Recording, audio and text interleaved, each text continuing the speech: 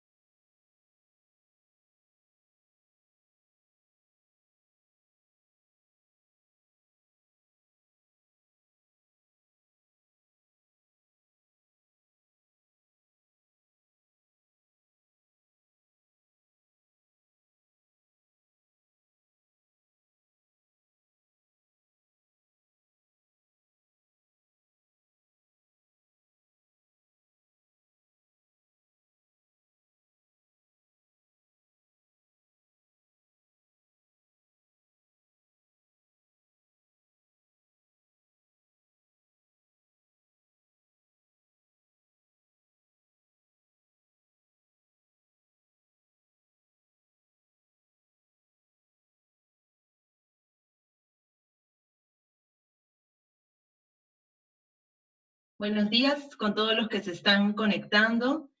Gracias por sumarse. Vamos a esperar un momento para que más personas puedan entrar, para dar inicio a la sesión. Hemos tenido estos problemas técnicos, entonces vamos a esperar un poco a que las personas interesadas puedan sumarse. ¿Ok? Gracias.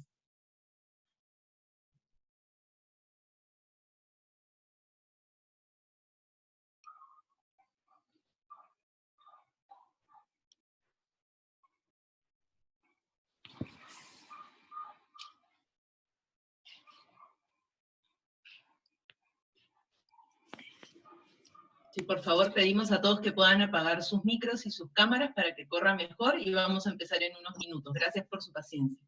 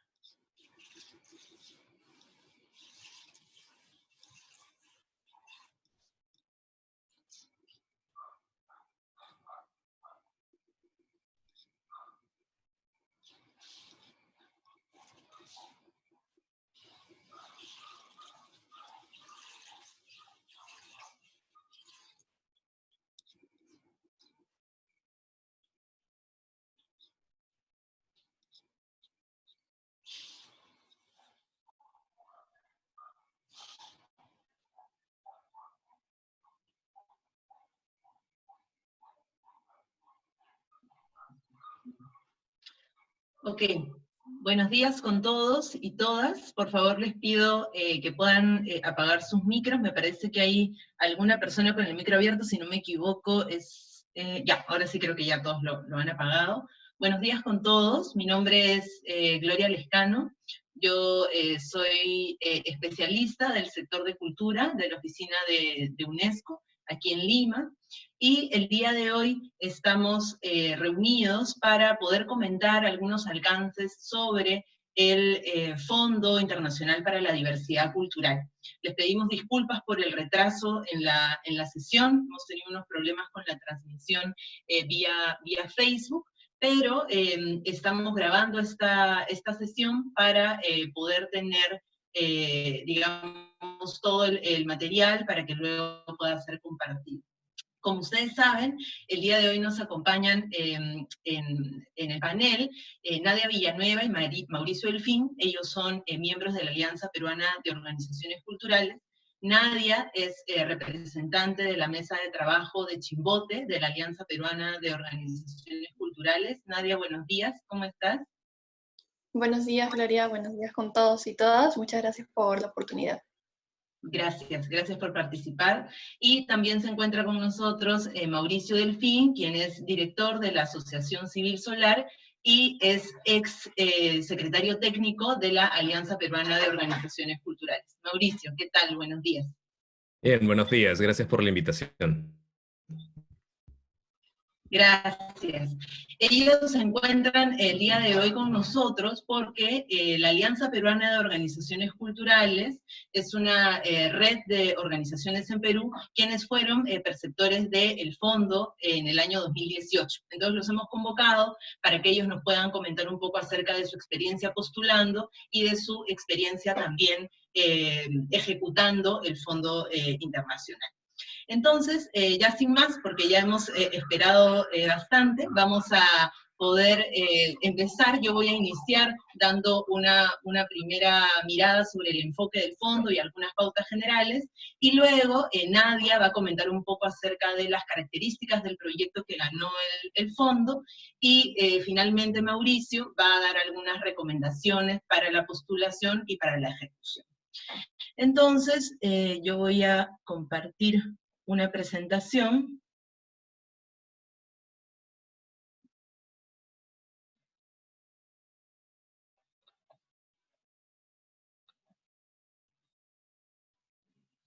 Ahí está. ¿Ok? ¿Se ve? Mauricio, ¿me puedes confirmar si se ve?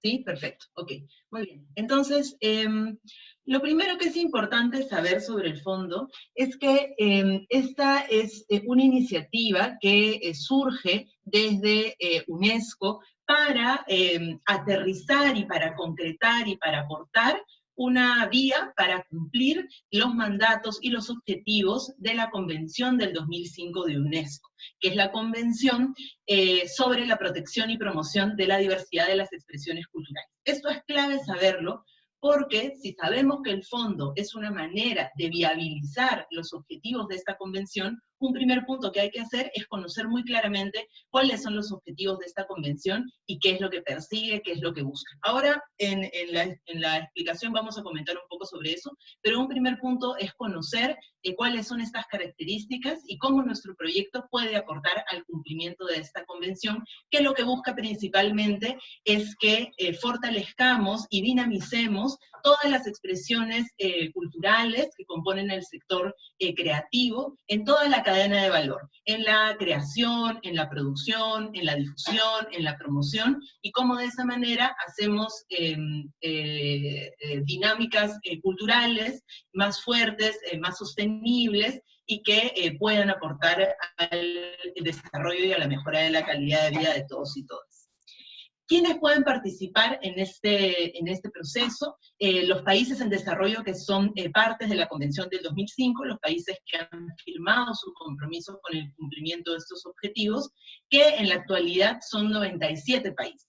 En promedio, ganan 10 países en cada convocatoria, usualmente es un proyecto por país, es digamos el promedio. Entonces, como vemos, es un fondo que tiene un alto nivel de competitividad, es un fondo que hace una selección rigurosa, justamente porque los proyectos que se presentan tienen o deben tener un alcance no sobre un proyecto particular o personal, sino sobre proyectos que aporten a mejorar el sector cultural en su conjunto. Ahora lo vamos a ver en detalle. ¿Quiénes pueden participar de cada país? Autoridades e instituciones públicas de todo tipo, pueden participar ministerios, municipios, universidades, institutos del sector público, y también organizaciones no gubernamentales, ONGs o asociaciones culturales sin fines de lucro, como las conocemos más directamente aquí en Perú. También organizaciones no gubernamentales internacionales, pero que tengan una acción directa en los países en desarrollo que han sido mencionados previamente. Entonces vemos que es un fondo que tiene tanto, puede venir desde el sector público o también desde la sociedad civil organizada. ¿Qué tipos de proyectos se pueden presentar? Aquí hay que tener mucho cuidado y tener una mirada muy directa sobre el tema. Lo primero que hay que entender, como les decía hace un momento, es que este fondo no es un fondo para financiar proyectos personales o particulares. Es decir, no es un fondo para si yo quiero hacer una película, o si yo quiero hacer mi obra de teatro, o si quiero hacer mi propuesta, mi creación vinculada a la danza. son proyectos que deben tener un impacto sectorial, ¿no? Es decir, tienen que ser proyectos que favorezcan la sostenibilidad y la institucionalidad del sector cultural. Entonces, por eso, un primer grupo, como vemos aquí, son proyectos para la introducción y elaboración de políticas, ¿no?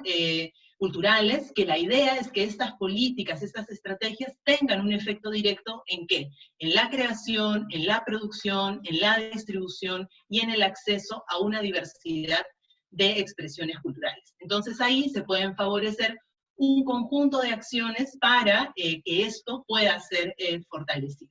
Y luego también proyectos para el reforzamiento de las capacidades humanas e institucionales. Ahí pueden venir talleres de fortalecimiento de capacidades, pueden venir procesos de articulación y de trabajo en red, ¿no? Que ahora, digamos, en este contexto en el que estamos viviendo, se vuelven aún más urgentes.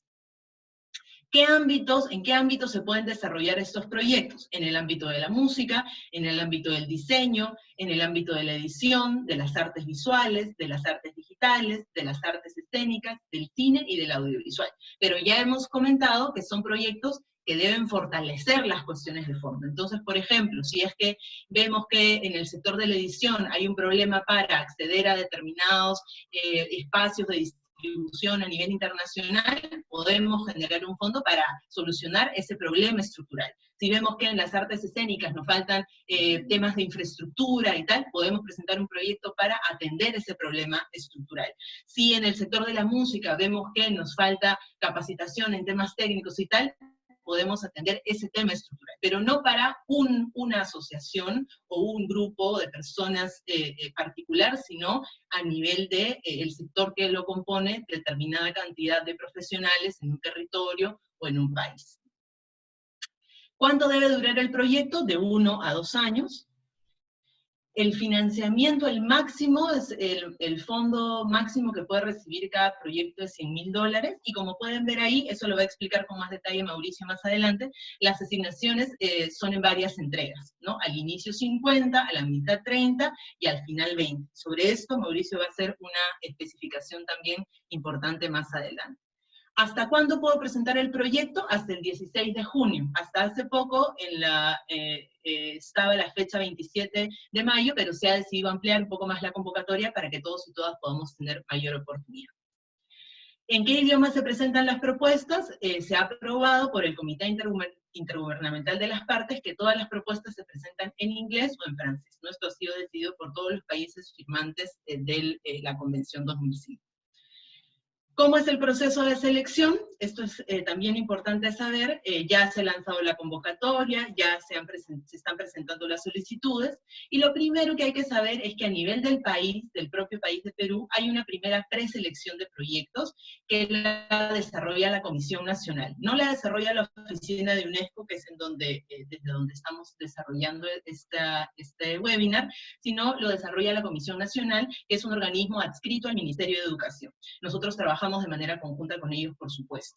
Y esta comisión hace una primera selección de 4 proyectos, 2 de sociedad civil y 2 del sector público, que, digamos, estén acordes con un conjunto de criterios que voy a explicar ahora más adelante. Luego esto es elevado a la sede de UNESCO en París, ahí pasa un primer examen técnico para ver que se cumpla con todos los requisitos, y luego el proyecto pasa a ser evaluado por expertos de la Convención del 2005. Hay un panel oficial de expertos de la Convención, y cada experto elabora, cada experto evalúa, cada proyecto es evaluado por 2 expertos. Finalmente, los expertos hacen una recomendación, y es el Comité Intergubernamental de la Convención 2005, en donde están un conjunto de países que son partes de la Convención, quienes toman la decisión final sobre los ganadores de los proyectos. Entonces ahí tienen las fechas más o menos aproximadas de todo el proceso, y un poco cuál es la rigurosidad que sigue esta evaluación. Finalmente, para cerrar, algunos criterios vinculados a la evaluación. Lo importante es que el proyecto esté alineado a la Convención del 2005, que cumpla con las prioridades del país, que tenga logros concretos tangibles, que tenga un impacto estructural. Esto se los he dicho varias veces, no es algo personal, sino es algo que aporte al sector en su conjunto, que promueve la cooperación entre países del hemisferio sur o entre países del hemisferio norte y el hemisferio sur, generar estos intercambios, que aporte a la sostenibilidad, es decir, que el proyecto dé cuenta de que tiene una estructura sólida, base, para que el fondo pueda luego tener una proyección también a futuro, que no acabe únicamente con el desarrollo del proyecto, que la organización tenga también las cualidades, las potencialidades para manejar financieramente el fondo, y que haya un buen equipo detrás, profesional, que tenga la experiencia para manejarlo. Finalmente, los expertos de la convención van a evaluar también que los gastos administrativos del fondo no excedan del 30%, que los fondos se gasten principalmente en actividades del proyecto, que los recursos no se utilicen en un tiempo muy cortito, o que las actividades no estén muy espaciadas en el tiempo, y que el proyecto cuente también con más aliados estratégicos, porque eso da cuenta que es un proyecto interesante, que es un proyecto que tiene proyección, y que la organización que lo está trabajando tiene también una trayectoria y una solidez que le permite conseguir más aliados. Esto de manera general, lo estamos haciendo rápidamente, justamente para que ustedes puedan tener la mayor cantidad de tiempo para dejarnos preguntas y poder absolverlas de la mejor manera. Vamos a pasar ahora con Nadia Villanueva. Nadia nos va a comentar acerca de el proyecto, las características del proyecto que fue ganador del Fondo de la Diversidad Cultural por parte de APOC, para que ustedes puedan ver un poco las características de este proyecto y se pueda entender un poco mejor todo el tema referido al impacto estructural. Adelante, Nadia, por favor.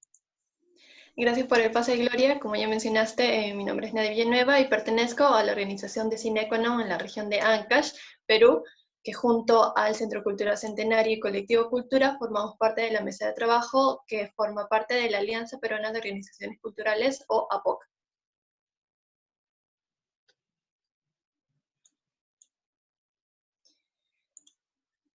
La APOC es una articulación de organizaciones culturales que fue fundada en el Quinto Encuentro Nacional de Cultura en Iquitos en el 2017. La APOC busca fortalecer esta articulación de organizaciones culturales, busca incidir en el diseño de implementación de políticas culturales y busca generar un diálogo entre las organizaciones de la sociedad civil y el Estado. La alianza surge de un proceso nacional de un programa descentralizado de preencuentros que se realizó entre los años de 2016 y 2017.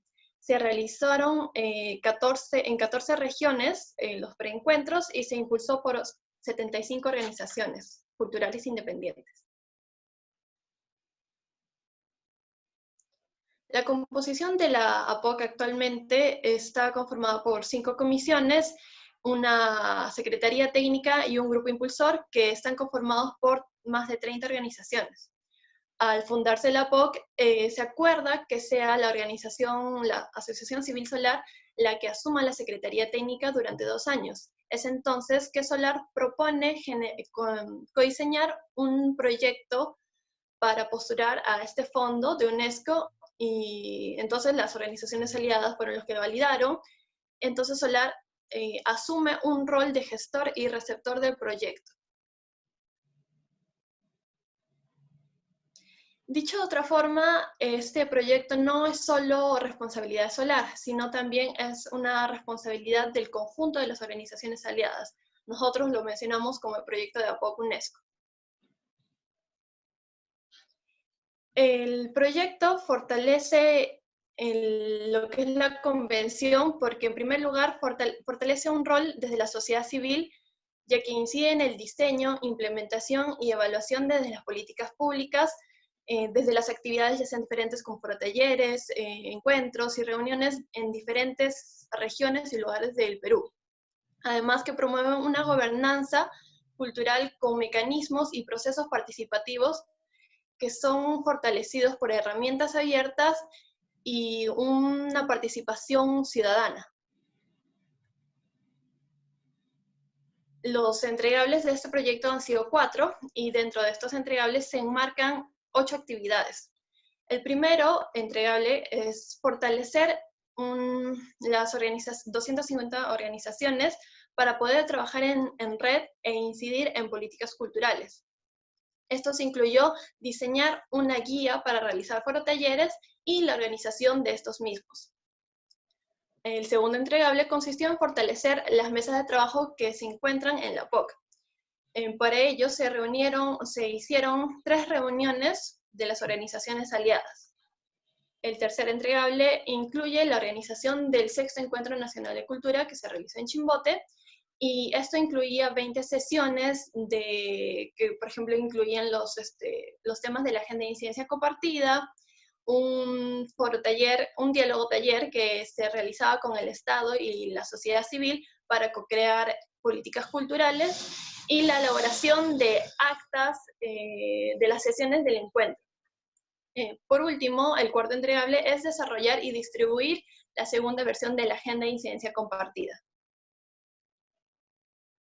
A continuación vamos a dar justamente más detalles de estas actividades. Aquí podemos ver justamente cómo es que se está desarrollando la agenda, la guía de forotalleres, que fue un proceso colectivo y fue también la participación de un colaborador.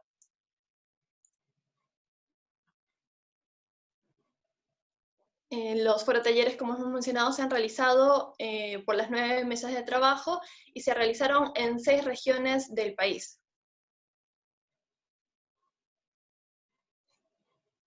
El proyecto incluyó que un colaborador de una organización aliada participe en otro forotaller que no sea los que ellos asumen, para generar un intercambio de diferentes experiencias de organizaciones en diferentes regiones. Esto también fue incluido por el Fondo de UNESCO y también por una parte por las mesas de trabajo.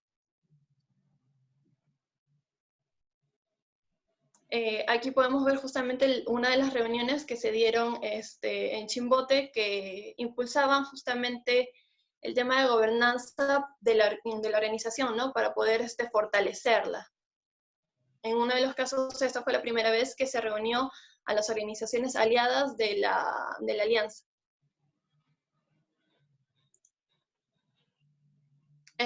Aquí podemos ver justamente el proyecto, creo, más grande de la POC, que fue el 6º Encuentro Nacional de Cultura, el cual el fondo nos permitió cubrir ayudas a la movilidad para algunos gestores de las organizaciones aliadas, temas de logística y producción en general.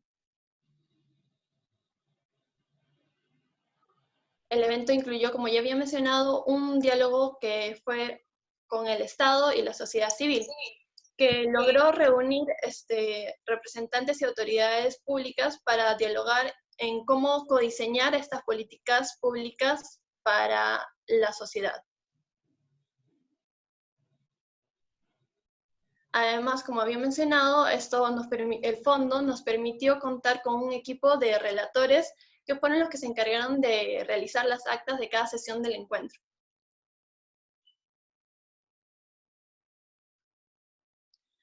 Una actividad importante fue la creación y distribución de la Agenda de Incidencia Compartida, que fue un documento de una estrategia de la sociedad civil para poder incidir en las políticas culturales a nivel local, regional y nacional.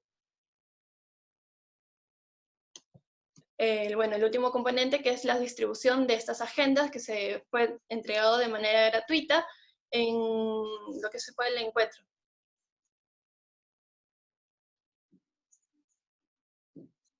Este es un forotaller que se realizó en Chimbote, que gracias al fondo se pudo realizar con las organizaciones que los integramos, como ya he mencionado, Cineconom, Centro Cultural Centenario y Colectivo Cultura, se pudo realizar, y esto conllevó a que se pueda entender la necesidad de diseñar políticas culturales que sean realizadas desde la sociedad civil y que sean presentadas para las entidades del Estado.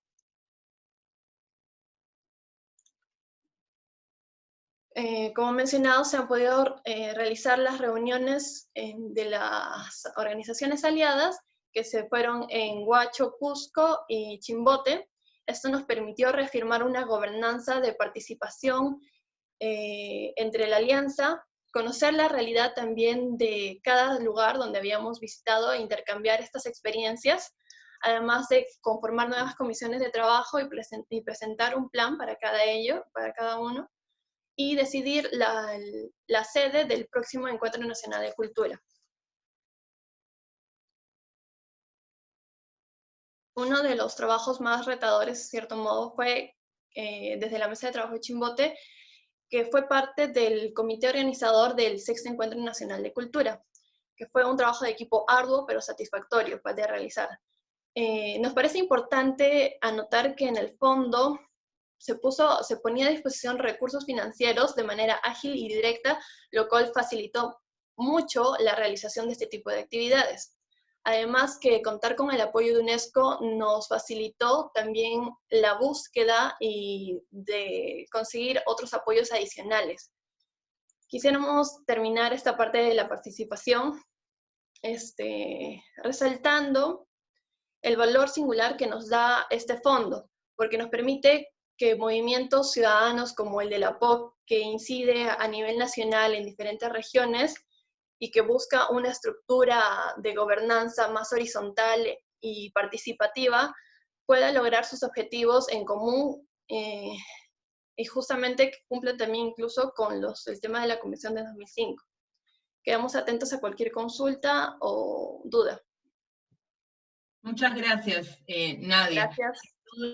Sin duda la explicación, la presentación nos hace un poco dar cuenta de las características, digamos, y el impacto estructural que deben tener los proyectos, el tema vinculado al fortalecimiento de capacidades y a la atención a necesidades de fondo vinculados a problemas estructurales que puede tener el sector cultura, o cada uno de los ámbitos también que hemos mencionado. En el caso de APOC, ellos, digamos, el proyecto es global, pero también podrían darse proyectos de esta misma naturaleza, pero para el sector, por ejemplo, de la música, o para el sector de la edición, o las artes escénicas, en relación a los sectores que hemos mencionado previamente. Ahora vamos a pasar con Mauricio, quien nos va a dar algunas recomendaciones desde la experiencia del Solar, postulando al fondo y ejecutando. Adelante, Mauricio, por favor. Gracias, Gloria. Gracias, Nadia, también. En mi parte me toca hablar de lo que hemos definido como 4 recomendaciones generales para las organizaciones o instituciones que están pensando postular al fondo. Esto viene de la experiencia postulando y de la experiencia ya implementando el fondo el año pasado. Son estas 4. La idea es lo siguiente: concentrarnos en 4 ideas centrales. Primero, la idea de revisar con cuidado la información sobre la convención y las características del fondo. Vamos a hablar de algunas herramientas que están en línea que pueden ustedes consultar para poder tener una idea más clara del tipo de proyectos que la Convención 2005 busca apoyar. El segundo punto es analizar los retos y los riesgos que son parte del proceso de postulación y de implementación. Nos parece clave estar preparados y tener claridad en cuanto a lo que se refiere a la implementación de un proyecto que tiene varios aspectos en la parte de gestión.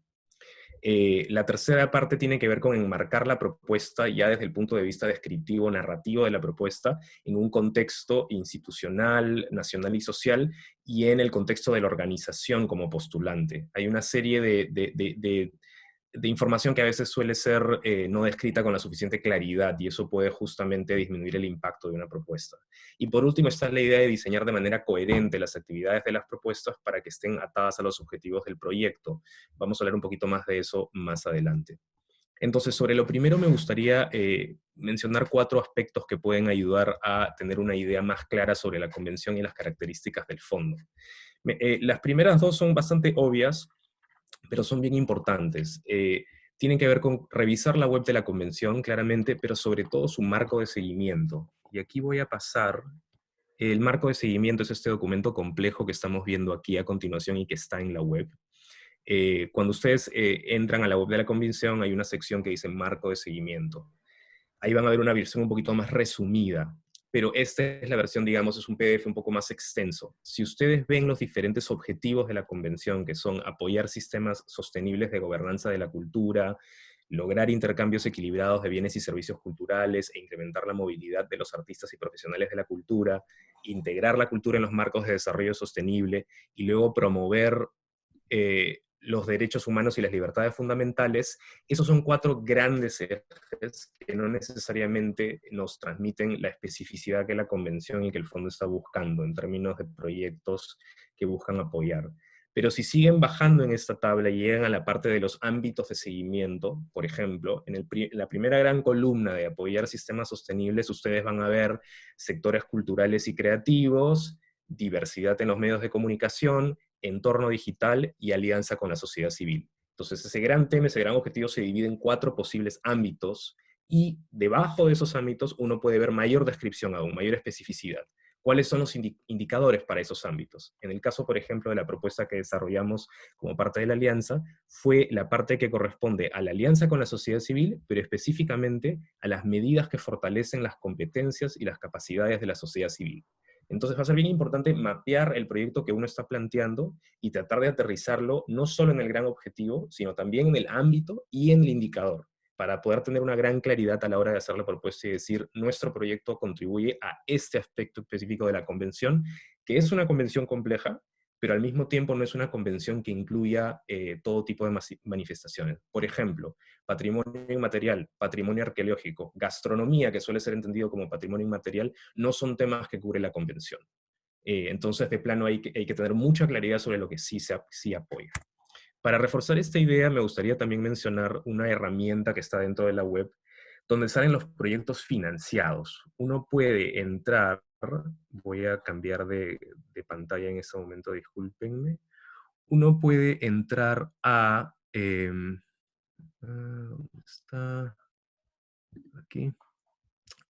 Uno puede entrar a la web de la UNESCO y ver que hay una base de datos, creo que la están viendo ahí, que se llama Proyectos Financiados. Esto está en español también. Y ustedes pueden ver por país, o pueden ver por región, pueden ver por área de impacto, todos los proyectos que han sido auspiciados por el fondo, que han recibido apoyo del fondo.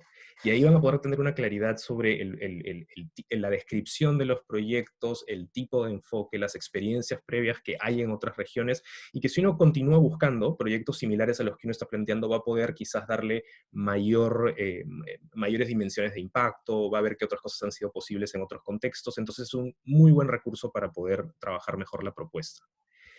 Otro recurso que me gustaría mencionar, que también está ahí en el PowerPoint que hemos armado, es lo que corresponde a los proyectos que han sido evaluados. Hay una base de datos también, que uno puede ver los resultados del fondo, y uno puede ver ahí, sí, solamente en versión en inglés, todos los proyectos que han sido evaluados y sus resultados, ¿no? Entonces, por ejemplo, uno entra a la web, lo voy a pegar en el chat para que la puedan ver después, pero es fácil de encontrar en la página principal, y uno puede ver por año, por ejemplo, por año, por país, y puede ver cómo ha sido evaluada. Acá vemos que hay una iniciativa que no ha sido seleccionada, no ha sido preseleccionada, o que no ha sido recomendada. Si no ha sido recomendada, significa que sí fue preseleccionada por un comité nacional, pero que no fue evaluada con un puntaje suficientemente alto. Recordemos nuevamente que todas las propuestas reciben un puntaje, y las que tienen el puntaje más alto son las que son elegidas. Entonces aquí uno puede ver cómo ha sido evaluada, la descripción de los evaluadores, del primer experto y del segundo experto sobre cada una de las propuestas, y eso también ayuda a tener una visión crítica también sobre lo que nosotros estamos proponiendo. Voy a parar de compartir esto y vuelvo al PowerPoint rápidamente. Entonces, perdón, un segundo. Entonces, va a ser bien importante tener esa lectura a partir de los proyectos que han sido apoyados y de los proyectos que no han llegado a ser seleccionados o elegidos. Segundo punto, el tema de la postulación sobre los retos y riesgos. Esta postulación exige el desarrollo de una propuesta, pero también la traducción de la propuesta al inglés o al francés. Es importante darse tiempo para hacer ello. Nosotros lo hicimos con traductores registrados, que tenían un servicio además que se trabajaba por internet. Uno podía mandar las propuestas y luego recogerlas en digital, subirlas en su versión digital para poder agilizar el tiempo. Eso es una inversión de tiempo y de dinero, porque las traducciones cuestan claramente. Luego tenemos el tema de las proformas, si uno quiere comprar equipos. Para nuestro proyecto nosotros adquirimos una computadora, una grabadora de video, una grabadora de audio, algunas otras tarjetas de video, y todo ello fue a partir de proformas que también tienen que ser traducidas. Proformas que uno puede solicitar a una tienda y luego traducirlas al inglés o al francés. Y luego está el tema de los documentos legales. Uno tiene que traducir, si está constituido como una asociación civil, la vigencia de poderes, por ejemplo, para dar cuenta que efectivamente existe aún y que tiene una conformación sin fines de lucro. No es necesariamente, no necesita ser uno ONG y estar registrado en la APSI, por ejemplo. Puede ser puntualmente una asociación civil, ¿no? Eso es importante. Luego en la parte de implementación, y aquí es bien importante considerar que hay varios costos de la gestión del proyecto que no son asumidos por el fondo. Por ejemplo, los impuestos de transacciones, las transferencias bancarias, el tema, por ejemplo, de una contabilidad que puede ser, a veces hay organizaciones que hacen su propia contabilidad. En el caso de estos proyectos se exige también a un contador colegiado, registrado, que pueda poner un sello en varios de los documentos que uno tiene que mandar cuando brinda informes. Entonces la relación con el servicio de contabilidad o con el contador de la asociación es clave para que la cosa sea fluida y uno pueda avanzar a veces con procesos que implican que el contador firme pues 150 recibos traducidos no traducidos en ese caso, pero en la mayoría de casos, documentos que tienen que ser ágilmente digitalizados y enviados, como primer paso antes de enviarlo físico. Porque otro gasto que también se tiene que hacer es el envío físico de las cosas a París, partir usando FedEx o cualquier servicio internacional de envío, ¿no? Eso también hay que tenerlo muy claro, eso no lo cubre el fondo. Claramente, en costos generales de administración uno podría incluir una rúbrica que es de gastos generales de oficina y podría integrar parte de ello, pero hay que ser conscientes que eso hay que incluirlo también, ¿no?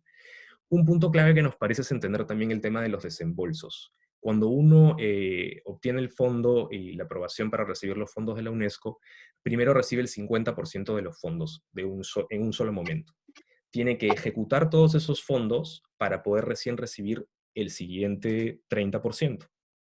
Para poder recibir ese siguiente desembolso, uno presenta un informe financiero, narrativo, con medios de verificación, fotografías, documentos, recibos, firmas de los contadores. Es un tema grande porque es un primer 50% que uno tiene que justificar. Luego recibe el 30%, pero el último 20% no es cubierto por... es un reembolso, es decir, uno no lo recibe para ejecutarlo, sino que lo recibe luego de haberlo ejecutado. Tiene que ejecutar ese último 20% y recién la UNESCO, cuando recibe todos los documentos de los recibos y las facturas, recién reembolsa ese monto a la entidad receptora. Eso significa que si uno tiene una propuesta de $100.000, por ejemplo, la última parte, los últimos $20.000 de ese 20% aproximadamente, uno va a tener que financiarlos de su propia bolsillo, de la propia caja de la asociación, digamos, y luego ser reembolsado al respecto.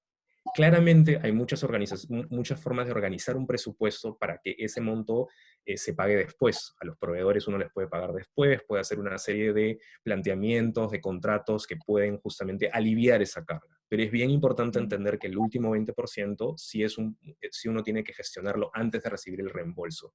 Entonces eso puede llevar a organizaciones a quizás no solicitar $100.000, sino la mitad o montos más manejables bajo este esquema de financiamiento.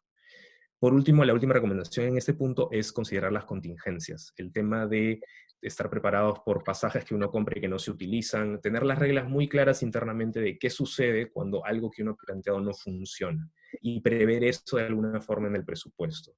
En este contexto de crisis de emergencia de salud, obviamente tenemos que pensar también qué pasa si vuelve a surgir una cuarentena más adelante. ¿Qué sucede si una actividad presencial que es netamente presencial no puede realizarse?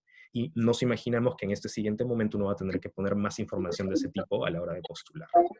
Entonces, dos cosas más y termino.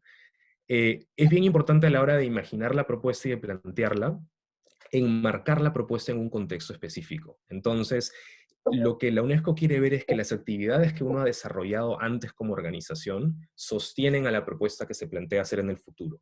Entonces, demostrar a la hora de contar qué ha hecho la organización, no solamente decir, por ejemplo, organizamos un festival en tal año, sino, por ejemplo, ese festival incluye movilizar a tantas personas en tantas regiones, por ende, estamos perfectamente capacitados para asumir un proyecto como este, que pretende hacer lo siguiente, ¿no? O sea, dar cuenta de cómo está uno preparado con capacidades instaladas para asumir lo que propone realizar.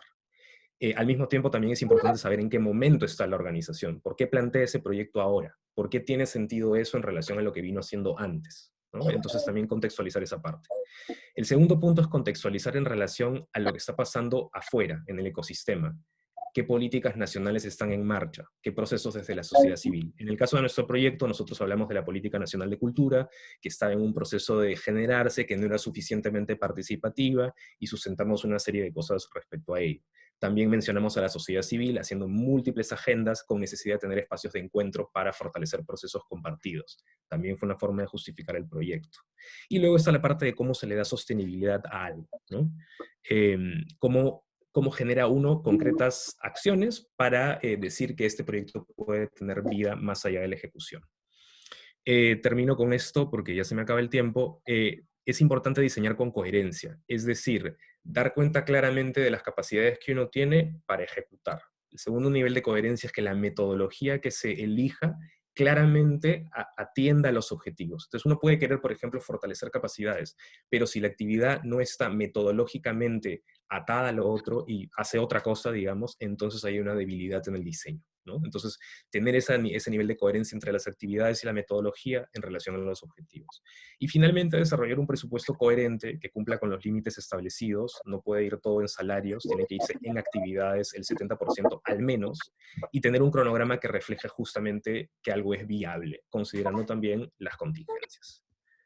Eso hasta ahí, y atento a cualquier pregunta que tengan. Muchas gracias. Buenísimo, muchas gracias, Mauricio. Sin duda, la experiencia de haber ejecutado el fondo da como muchos detalles, muchos matices sobre el tema.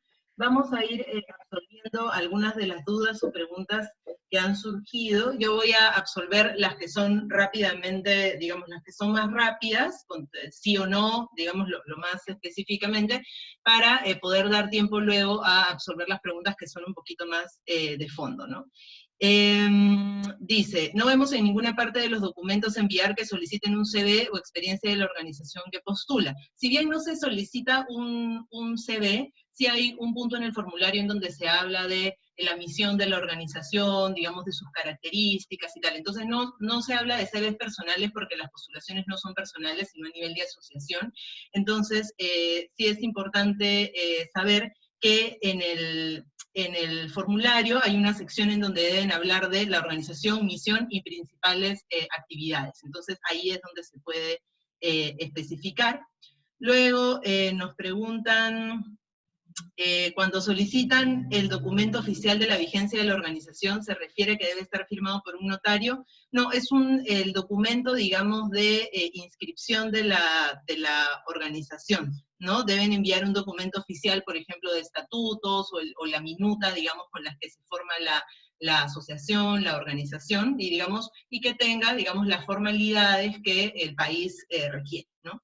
Y sobre esto también es importante saber que es la Comisión Nacional también la que hace el filtro, el primer filtro, ¿no? de los proyectos. Entonces las comisiones nacionales en principio también son las que deben hacer, si es que hay alguna organización que no conocen, hacer un poco la investigación sobre también la trayectoria. Pero yo lo que recomiendo es que cada uno haga el esfuerzo de en el formulario poner la mayor cantidad de instrumentos como los links a la web, al Facebook, a los videos de la organización que permitan dar cuenta justamente de esa trayectoria. Luego también preguntan si los gobiernos locales pueden participar. Sí, gobiernos locales, gobiernos municipales. Luego, acá hay una consulta para Nadia que la voy a dejar para después. ¿El proyecto debe ser presentado en inglés o francés? Sí, en inglés o en francés. Si proyectos de artes visuales pueden participar, sí, pueden participar proyectos de artes visuales, pero ojo, no son proyectos de artes visuales para montar una exposición de arte o para desarrollar mi proyecto artístico, visual, personal, sino son proyectos que atiendan problemas estructurales del sector de las artes visuales, ¿no? Ahí, por ejemplo, yo recomendaría para ese tema, acaban de sacar una encuesta sobre la situación en la que se encuentran las artes visuales creo que es principalmente de Lima, pero digamos también ha sido una encuesta desarrollada a través de redes, que la desarrolló Max Hernández y Carlos Ceballos, y ahí hay un conjunto de problemáticas que se ve que tienen el sector de las artes visuales, entonces digamos podrían atenderse por ahí, o revisar la página de la Asociación de Curadores del Perú, que también ha sacado un pronunciamiento con algunas de las problemáticas del sector. Entonces, en ese sentido, sí podría ser. Luego, tengo dos preguntas. ¿Cuáles son los filtros de evaluación del proyecto? ¿Hay filtros locales? Sí, hay filtros locales, los voy a volver a poner acá. Acá está. Estos son los filtros locales. Aquí. Ay, perdón que no estoy compartiendo la pantalla, disculpen. Vamos a poner acá, los leí, pero creo que como ya estaba con el tiempo lo pasé rápido, lo voy a volver a poner. Estamos acá, ahí está. Este no, es el anterior. Este, ¿no? Lo que tienen que mirar, lo que hacen las comisiones nacionales es mirar si es que el proyecto está alineado a la Convención del 2005 y a los objetivos del fondo, si es que cumple con las necesidades y las prioridades del país. Por eso es bien importante que sustenten sus proyectos en la mayor cantidad de documentos que existan, que hablen, que den cuenta sobre la realidad del sector cultural en el país. Si contribuyen en logros concretos, si es que tiene un impacto estructural, esto que estamos hablando, que atiende temas de fondo de los sectores. También van a ver si es que el proyecto promoviera la cooperación sur-sur o norte-sur, la sostenibilidad, esto que decíamos, ¿no? Que es importante dar cuenta de que la organización que lo presenta dé cuenta que tiene la solidez para atender esto, no solamente gracias a los fondos, sino que el fondo es un impulso para un proceso que ya se viene emprendiendo y que se va a continuar. Que también, si es que la organización tiene solidez, una estructura importante que le permita manejar los fondos a nivel financiero, y si hay un buen equipo, ¿no? Y ahí a nivel de los CVs, si bien no se pide CVs de la organización, sí en algún momento se pide, cuando se ve los servicios que se van a dar, que se den algunas características de los profesionales o de las personas que asumirían determinados servicios, y ahí también se puede hacer esa especificación. Voy a dejar de compartir la pantalla.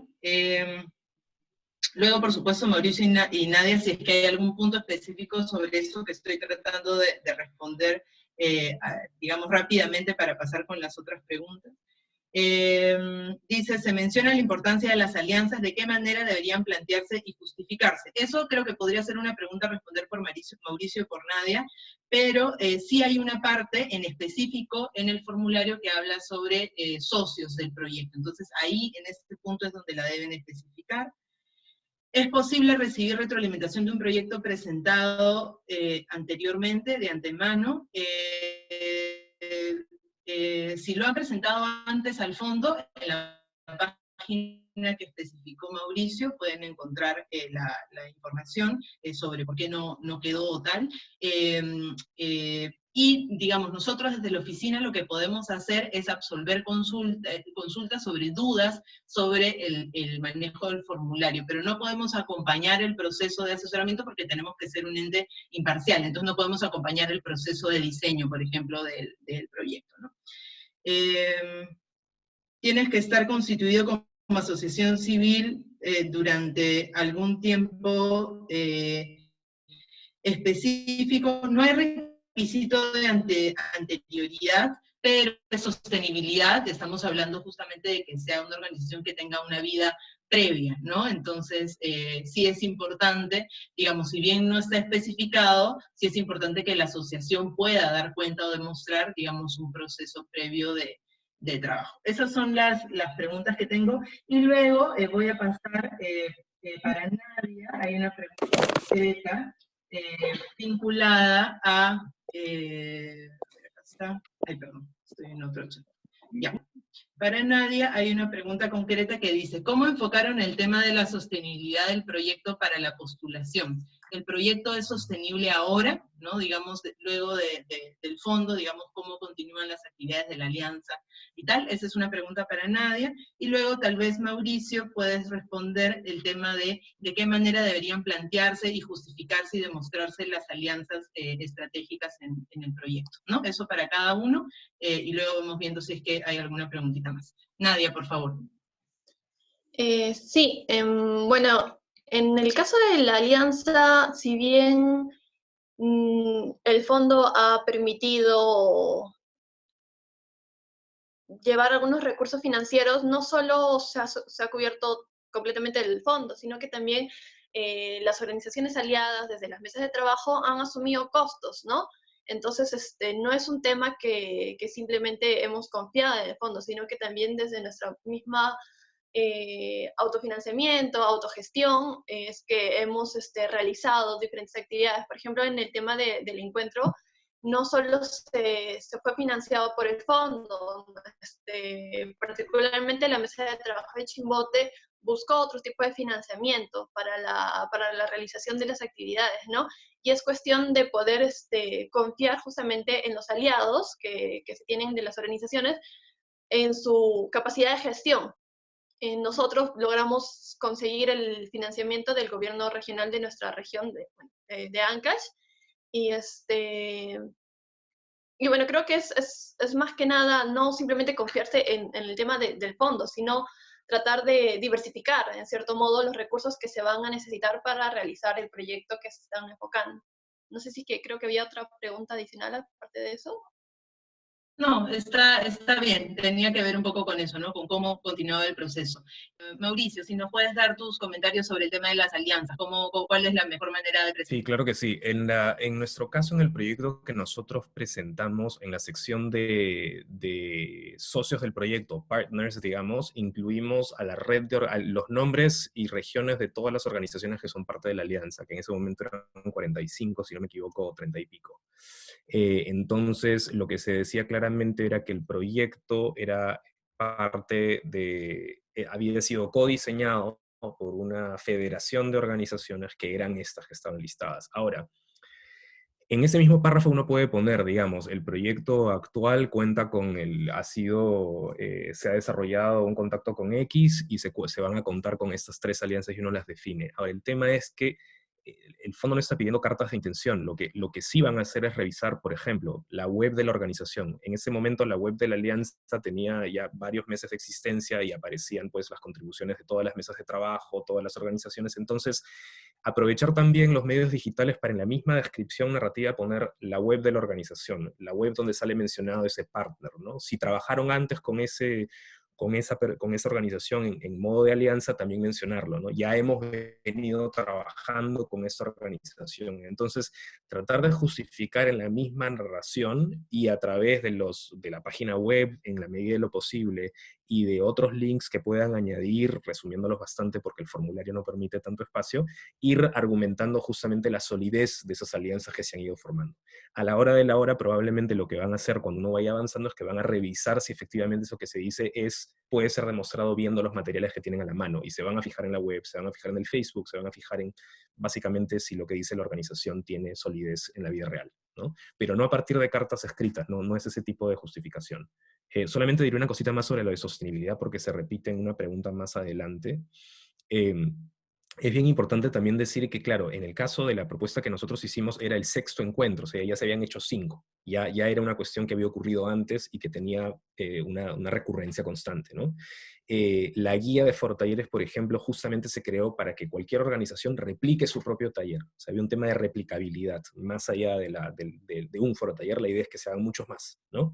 La agenda de incidencia compartida era la 2ª versión, ¿no? Y ya se planea hacer una más. Entonces, se insertaba dentro de lo que ya la organización hacía naturalmente con mucho esfuerzo y más bien fortalecía una serie de capacidades que ya se habían demostrado antes. Entonces hay que tratar de hacer también esa relación con la sostenibilidad, ¿no? En el caso de los forotalleres también se sostienen porque 250 organizaciones que son entrenadas pueden ir y hacer forotalleres en sus localidades. Entonces el argumento de replicabilidad también estaba ahí. Entonces no apostaría por una sostenibilidad que se basa en fondos que uno tiene para hacerlo con dinero, sino apostaría por la regularidad de una práctica constante que se va a ver beneficiada por utilizar una herramienta que sirve para algo y que siempre va a servir para algo. Esa es una forma también de justificar sostenibilidad en ese caso. A eso se refieren un poco también. Buenísimo. Buenísimo, entonces vamos a ir viendo las últimas preguntas que tenemos por aquí. Nos preguntan, ¿el proyecto puede abarcar 2 o más sectores mencionados? Sí, el proyecto puede perfectamente abarcarlos, digamos, generar justamente procesos de creación o de intercambio, ¿no? Que fomente la multidisciplinariedad, sí, por supuesto. Hay bases en español. Nosotros hemos hecho el esfuerzo y lo vamos a publicar luego con el link a este webinar de traducir digamos, el folleto con todos los pasos para la convocatoria, pero luego ya las bases del formulario sí están en inglés, porque, digamos, como el proyecto también se presenta en inglés, entonces, digamos, los documentos, o en inglés o en francés, están en esos 2 idiomas, pero nosotros hemos traducido todo el folleto vinculado al proceso de convocatoria, entonces eso lo vamos a publicar también para facilitar, digamos, el conocimiento general. Luego preguntan también si es que tienes que estar constituido como asociación civil cultural o ONG durante un tiempo específico. No, eso ya lo contestamos, no hay un tiempo específico, pero como han mencionado Mauricio y Nadia, hay cuestiones previas que ver. Voy a terminar de hacer, digamos, las preguntas más concretitas, Mauricio, y luego les doy un pase para algunos comentarios finales. La traducción de los documentos legales debe ser hecho con traducción certificada, no se pide una certificación oficial, digamos, se puede hacer, digamos, de los conocimientos que cada uno pueda tener del idioma. ¿Cómo se garantiza la presencia de aliados? Hay que presentar una carta, no, eso ya lo explicó Mauricio. ¿Podría decir nuevamente que no cubre el proyecto? Sí, el proyecto, primero que está vinculado a los ámbitos del sector creativo, ¿no? Ya los hemos mencionado, artes escénicas, música, diseño, editorial, ¿no? Los mencionamos hace un momento. No cubre proyectos que tengan por objetivo principal la protección y conservación, por ejemplo, del patrimonio cultural, porque para eso tenemos otra convención, o la protección o la salvaguardia del patrimonio cultural inmaterial, porque para eso existe otra convención también, y cada una tiene sus propios mecanismos, pero, digamos, siempre es importante entender que los ámbitos del sector creativo que hemos conversado, que hemos planteado, están atravesados, por supuesto, por un eje y un enfoque intercultural, ¿no? Más en un país como el nuestro. Pero se pueden generar, por supuesto, por ahí vi que nos habían preguntado si es que se podían generar vínculos con temas vinculados al patrimonio material o inmaterial. Se puede, siempre y cuando el objetivo principal del proyecto no sea, digamos, la protección o la salvaguardia de estos bienes, ¿no? Porque para eso existen otras convenciones. Y esos son los ámbitos. Y luego también otra acepción es que no se financian proyectos de corte personal o individual, es decir, por ejemplo, creaciones de alguna obra de teatro, creación de una película, creación, digamos, todos aquellos proyectos que tengan, digamos, un alcance más particular, digamos, no son sujetos de este fondo. Este fondo financia proyectos que tengan un alcance más estructural y de fondo. La organización debe estar registrada como asociación civil sin fines de lucro. Sí, tiene que estar registrada, por supuesto. ¿Podrías explicar el término problemas estructurales? Sí, cuando hablamos de problemas estructurales nos referimos a problemas que no son particulares, sino que son comunes a todo el sector y que dificultan el crecimiento de un sector en su conjunto, ¿no? Entonces, por ejemplo, problemas vinculados a la infraestructura, ¿no? Problemas vinculados a, no sé, el conocimiento sobre los derechos sociales de los trabajadores de las artes escénicas, o problemas vinculados a la difusión de las producciones de artes escénicas, o problemas vinculados a la generación de intercambios con otras redes o otras organizaciones culturales teatrales de otros países del mundo, a nivel de Latinoamérica o a nivel de países diversos. Entonces son problemas que, digamos, afectan a los miembros miembros de un sector cultural particular. ¿Qué más? Ahí está la pregunta de los proyectos interdisciplinarios que planteaban, que ya la respondí. ¿Nos pasarán los PPTs? Sí, los PPTs los podemos colgar en la página web de la UNESCO, luego vamos a hacer un post en la página web con todos los links. Ya Patricia ya hizo la pregunta sobre sostenibilidad, que ya la respondió Mauricio. Si vamos a compartir la presentación, sí. ¿Se puede poner el pago para el gestor que realiza el proyecto? Sí, como hemos visto, hay los gastos operativos. En los gastos operativos están los sueldos vinculados a los gestores, si se necesita contratar a un administrador, comunicador, lo que necesita el proyecto para ejecutarse, pero como hemos dicho, eso no debe pasar, eso en conjunto con otros gastos generales, vinculados, no sé, alquileres, pagos de servicios y tal, no debe pasar el 30% del proyecto. ¿El proyecto puede abarcar 2 o más sectores? Sí. Si es un proyecto de artes escénicas, danza, tiene que atender una problemática para la ciudadanía en general, o también para los miembros de la organización con repercusión en los barrios. Sí, o sea, digamos, debe atender una problemática, o digamos, todos atienden problemáticas vinculadas a la ciudadanía, pero cuando hablamos de problemas estructurales, por ejemplo, un proyecto de artes escénicas o danza, tendría que atender las problemáticas justamente de las organizaciones o de los profesionales que trabajan en ese sector, ¿no? Ya lo mencioné un poco con la pregunta anterior. Tienes que tener calidad de ONG, ya lo mencioné, no, es ONG o asociación civil sin fines de lucro. Mencionas la importancia de que la organización cuente con una vida previa como una condición favorable. A la vez se mencionó que la APOC se creó en el año 2017. ¿Cómo se sustenta este punto? Ahí esa pregunta podría responderla tal vez Mauricio o Nadia posteriormente.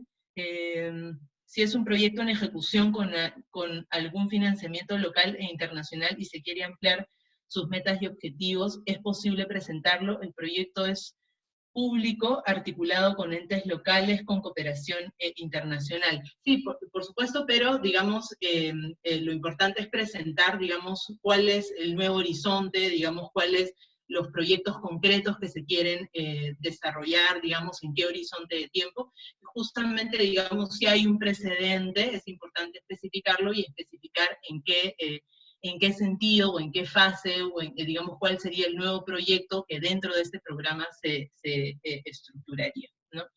El proyecto tiene un mínimo y límite de ejecución. Sí, hemos mencionado que debe durar entre 1 y 2 años. Al hablar de políticas, hay una restricción geográfica de la unidad jurisdiccional en la que se impacte, por ejemplo, distritos o provincias. No hay una unidad específica, pueden ser proyectos de alcance nacional o de alcance más local.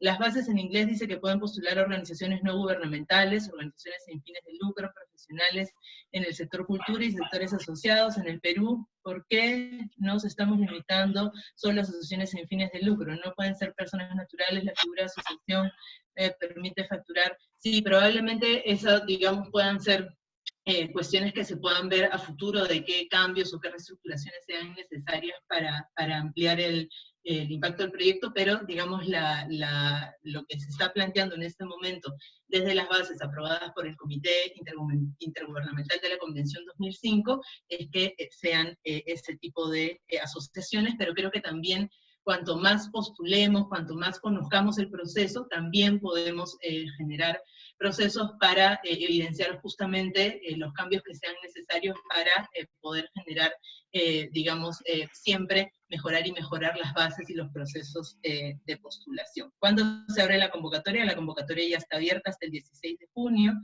En el caso de la carta que verifique ser una organización no gubernamental, esta carta debe estar traducida y certificada por alguna institución oficial. Eso tal vez Mauricio nos lo puedes comentar un poco desde la experiencia de postulación con Nadia. Se pueden aliar 2 asociaciones para presentar un proyecto común. Se lo presenta una organización, una asociación, pero en la parte de socios o aliados se puede especificar que hay este trabajo conjunto. ¿Cuál es su opinión sobre el tema de la competitividad del proyecto? ¿Dónde uno puede ubicar más posibilidades para acceder al financiamiento al competir con otros donde uno puede ubicar más posibilidades de acceder al financiamiento.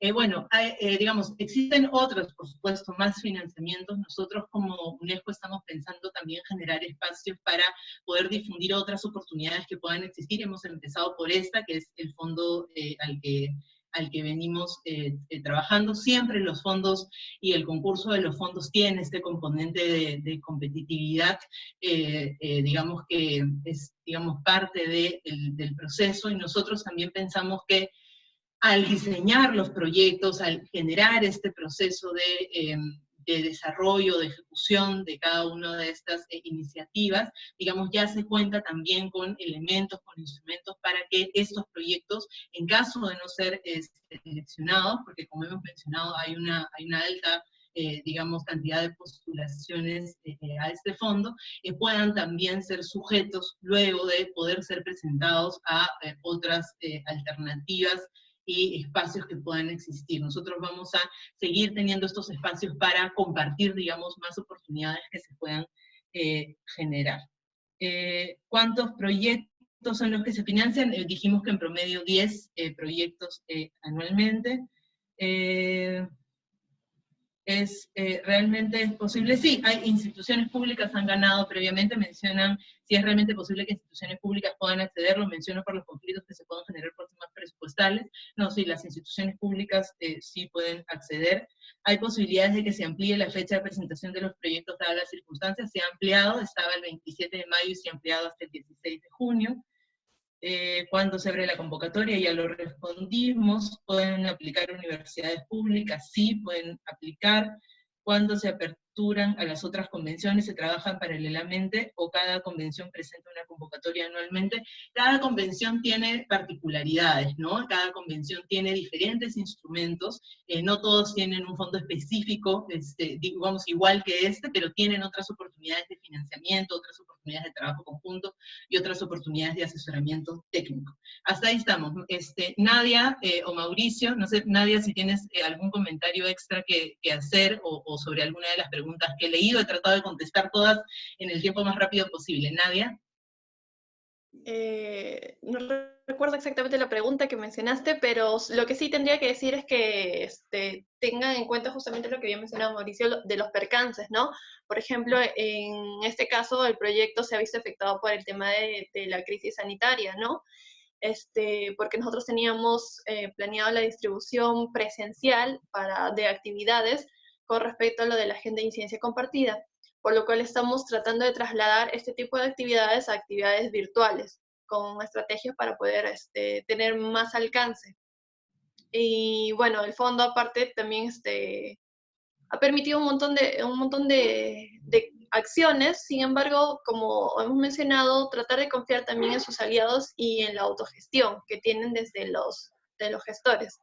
Bueno, agradecer a mis compañeros de la POC y por la confianza para poder participar en este webinar, y creo que no tengo nada más que decir. Muchas gracias.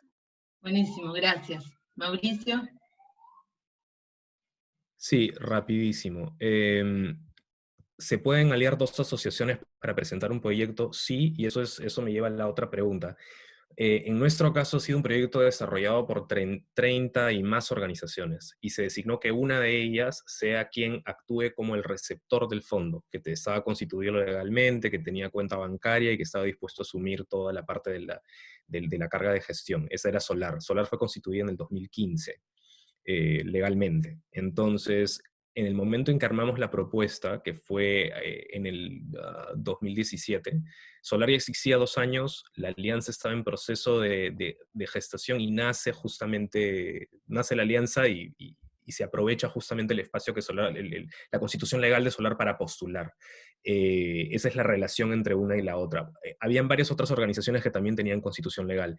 Eso me lleva a la otra pregunta, que es ¿por qué no personas naturales o empresas? Y es que el tema de ONG, la UNESCO lo entiende como asociaciones sin fines de lucro de la sociedad civil, y esa es la definición de sociedad civil que maneja la UNESCO. Entonces, no es una definición que permite fácilmente el ingreso de personas naturales o de empresas aún. Ahora, ante cualquier duda, enviar un correo a la Secretaría es muy fácil, el correo está listado en la postulación y se puede preguntar cosas muy específicas, pero sabiendo que se pueden aliar con otras organizaciones, se pueden formar una alianza con una ONG, con una asociación civil, que represente o que trabaje en favor de empresas del espacio cultural. Eso es perfectamente posible, ¿no? Pero la idea es que el bien, lo que se está buscando es que el bien, el propósito del proyecto sea de bien común, que no sea con fines de lucro. Entonces creo que esto es una manera también de asegurarse que esté muy claro el norte del tipo de proyecto que la convención apoya. Ojo, que habla de industrias culturales y creativas. Eso es parte central de esta convención, diversidad de expresiones. Entonces no es para nada raro que el proyecto fortalezca a empresas culturales. Sin embargo, quien postula tiene que ser una ONG, ¿no? Esa es un poco la lógica. Y finalmente, sobre la carta que se presenta, la mejor forma de justificar la existencia de una asociación civil va a ser la vigencia de poderes o la minuta electrónica que pueda dar registros públicos. En realidad no es una carta, necesariamente. Puede uno también presentar la resolución como punto de cultura, podría ser una forma también de hacerlo, ¿no? Pero lo que se va a buscar al final de cuentas es que esa organización pueda recibir fondos, tenga una cuenta bancaria y esté constituida legalmente. Entonces, eso es lo que diría respecto a ese punto. Buenísimo, muchas gracias. Bueno, no tenemos más preguntas, por favor compartan la grabación de este webinar, sí, lo vamos a compartir. Les agradecemos mucho a todos. Solamente mencionarles que, digamos, pueden encontrar mayor cantidad de información. Voy a compartir ahorita mi pantalla para que tengan ahí los datos hacia el final. A ver, acá, ahí está, creo. Ahí se ve. Ya. Ahí está la página web de UNESCO, en donde encuentran, digamos, las bases, la información. Está el correo directo de los responsables directos de la aplicación del fondo. También nos pueden escribir a nosotros en UNESCO directamente para poder absolver alguna duda o pregunta o consulta sobre el proceso. Y vamos a colgar en nuestra web de UNESCO Perú también los instrumentos que hemos podido traducir, los PowerPoints, y también el link a este webinar. Entonces, con eso les agradecemos muchísimo a todos por el interés, por haberse conectado, y vamos a continuar con estos espacios de diálogo y sobre todo de alcance de oportunidades al sector cultura, porque es un compromiso desde la oficina desde UNESCO a nivel global, y nosotros aquí en Perú estamos comprometidos con hacerles llegar la mayor cantidad de herramientas al sector que puedan ayudarnos a todos a atravesar juntos la crisis que estamos viviendo. Estén muy bien de salud, mucha fuerza para estos días que vienen, y hasta la próxima.